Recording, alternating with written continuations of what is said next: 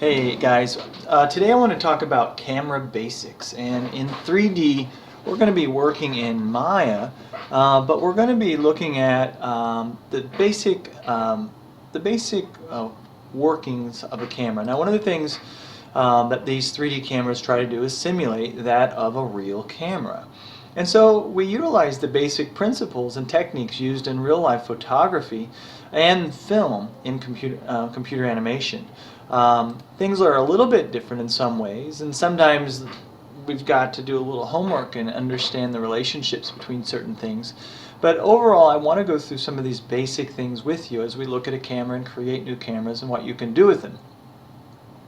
One of the things to make sure is that all cameras operate on the principles of focusing and capturing light exposed on light-sensitive film. Of course, we are not using film anymore. We're using digital sensors and those kind of things. But essentially, light comes in through the hole of the tiny little hole, and it exposes a plate in the back, and then on that, the image is recorded in the computer.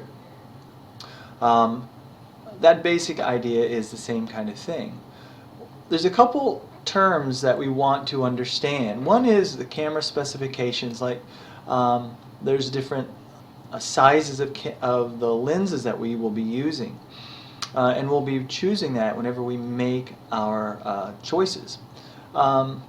Focal length is the distance between the focal point of the lens and the film plate. So at the back of the film camera here, and the focal point, we've got the focal length. And one of the things that the angle of view is the viewing angle of the scene created from the focal point.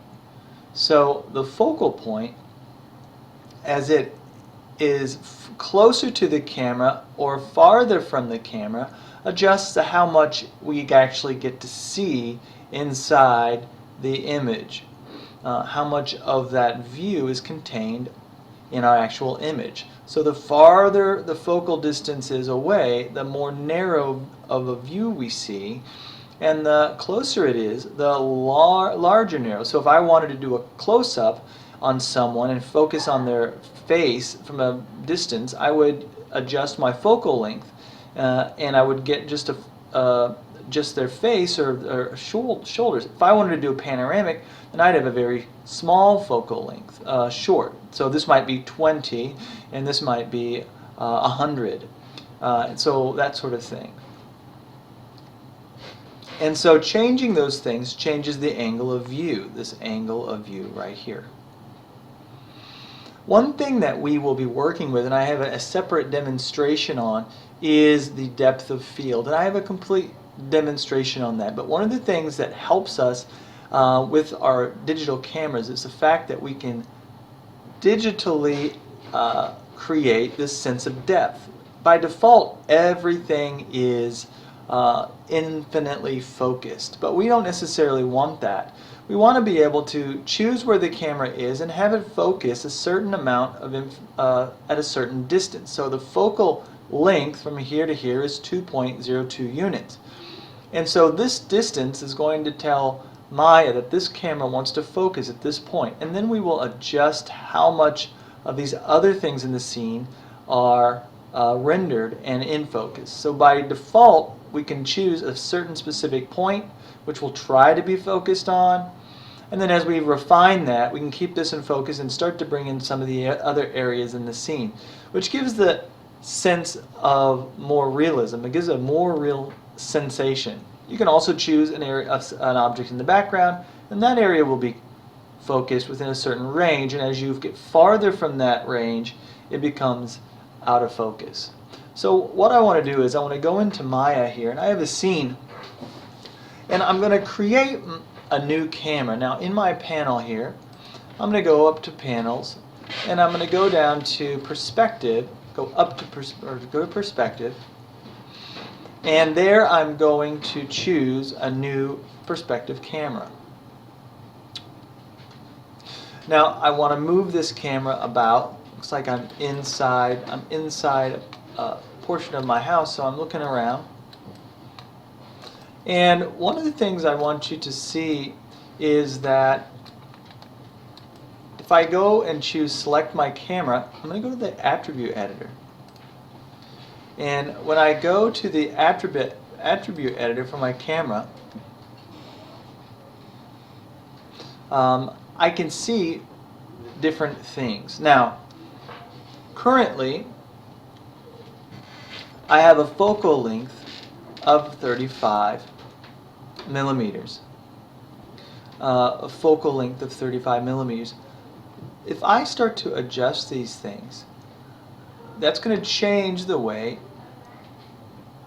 it appears in the scene. The farther away I am, that's the default is 2.5, and then it has a great, and then 3500 is the maximum. Well, 35 millimeter is like a 35 millimeter camera. 50 is kind of like the human eye. So if I wanted this to have kind of the perception of the human eye, I would set my focal length to about 50. So as I moved in and through the scene, I could see things quite nicely. Now, if I wanted to, say, create more of a wide panoramic, let's say I'm here in this location. If I wanted to create more of a wide panoramic, I could reduce my values here. I could back this off and say to go to 20 or something, and I get this sense of a much wider look. Okay? And notice that this angle of view is changing because I'm changing the focal length. I'm not changing my angle of view value. It's changing as I change this.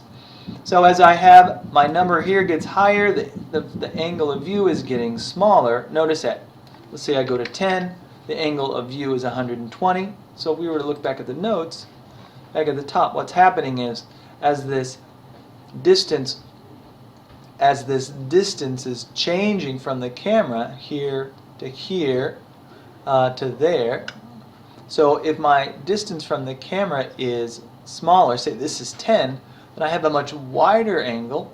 If it's 35 or 50, I have a much more narrow angle. And those are things that I can adjust right there in my settings here. So if I wanted a panoramic view, you can see how it kind of distorts things and how the perception of objects like this thing here in front of my scene, how it's being distorted. And if I go back to 35, I'm back here, and things feel a lot more natural at this level.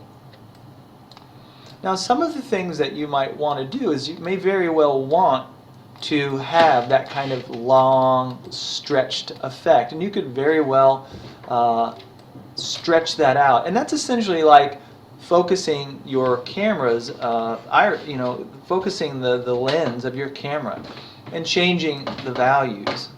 So if I went from 35 to 50, I'm going to increase things just a little bit. Now I have a little bit hard time adjusting that here.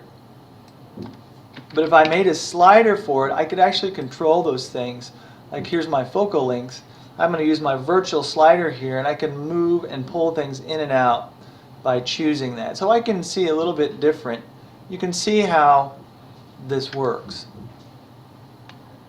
And so one of the things that you can do is actually, that's kind of an effect that as you change the focal length of your camera and you actually move it more forward or backwards, you can create some really interesting effects like used in, and so here's the effect that you could get by moving the camera back. So this is in JAWS. Right about here. Right there. So as you pull the camera backwards and increase, or as you're moving the camera forwards and you're decreasing the focal length, you get this sense of things stretching. There's other famous clips of that technique being used as well, but that was the one I wanted you to see. And so as I animated my camera going back, I could actually change my focal length to go forward, like so. and get that kind of strange stretching effect. Okay? So a couple other things I want you to see, and I'm going to look at a different point of view here in my scene. I'm going to go to a different camera view. And when I move to a different camera view, I'm going to be able to see the camera from the side, from the top. I want to go to the side here. This is the front. I want to go to the side. Okay, so here's my house. And I want to choose my camera that I just created. So I'm going to bring in my outliner and see if I can find my camera real quick.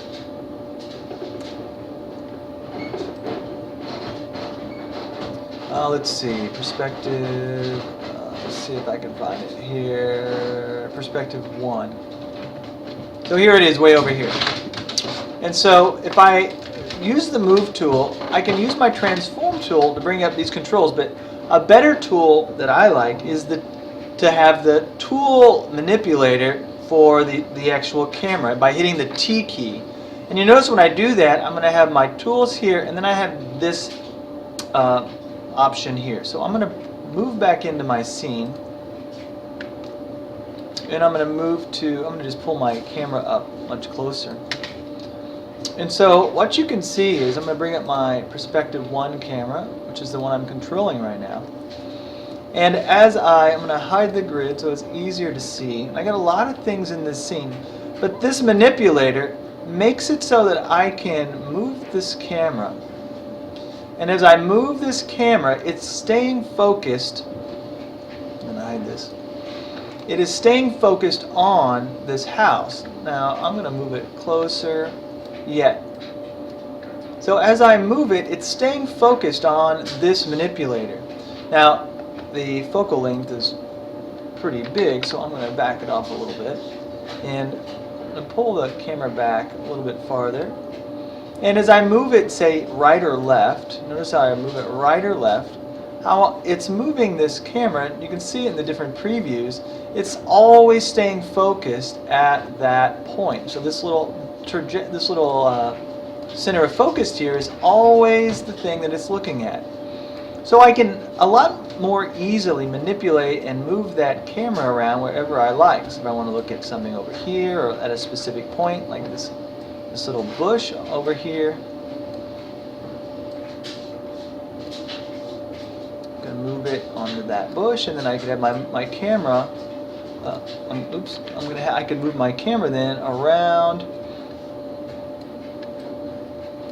I got to make sure it's actually on there. So sometimes it can be kind of tricky of where things are looking. So, like with anything, you got to learn to manipulate things in 3D and get things on the point. And then as I move that camera, it's staying focused on that object. I'm going to go in over here, and then I'm going to go down.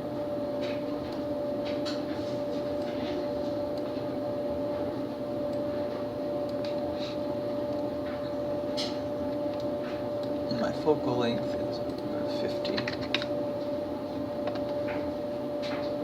I'm going to look at this from a different point of view so I can kind of get a better sense of what I'm seeing here. There we go. And my camera is up high, awful high, so I'm going to bring it down to eye level or so. And I can move it in. So what's nice is, as I move in, it's staying focused on the one wherever I have that camera point on.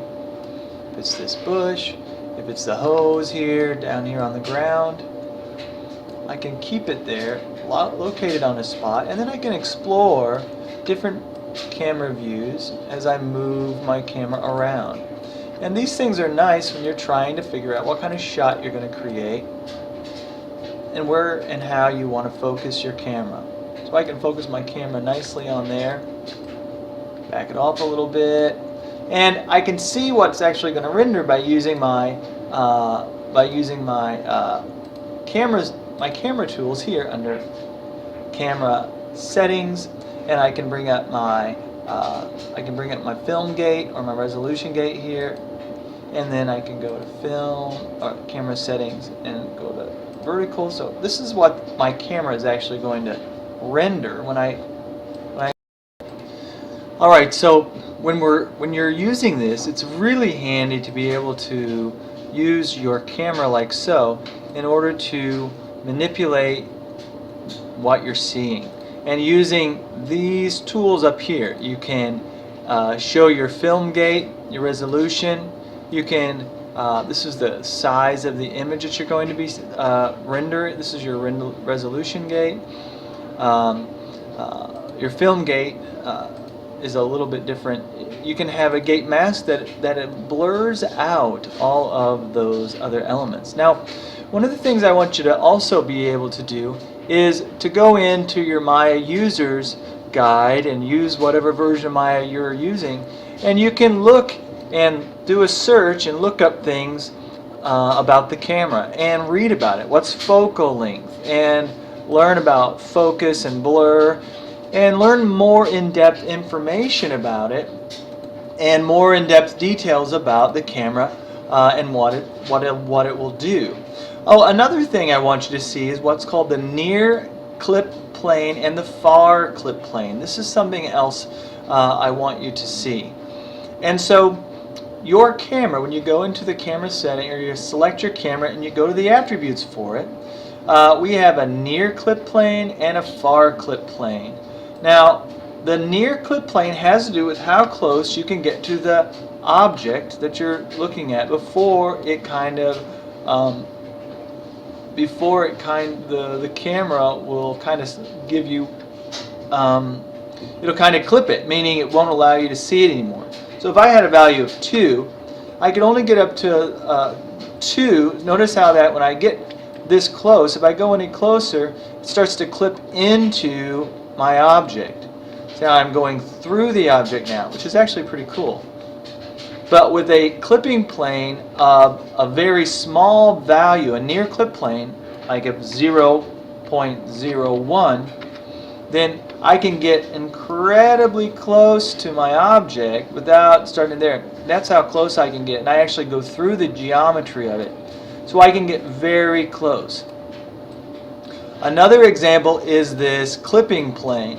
So if I have a far clip plane, or a clipping plane, this is 10,000, if I had a clipping plane of 1,000, then that's how close I have to be when something comes into view.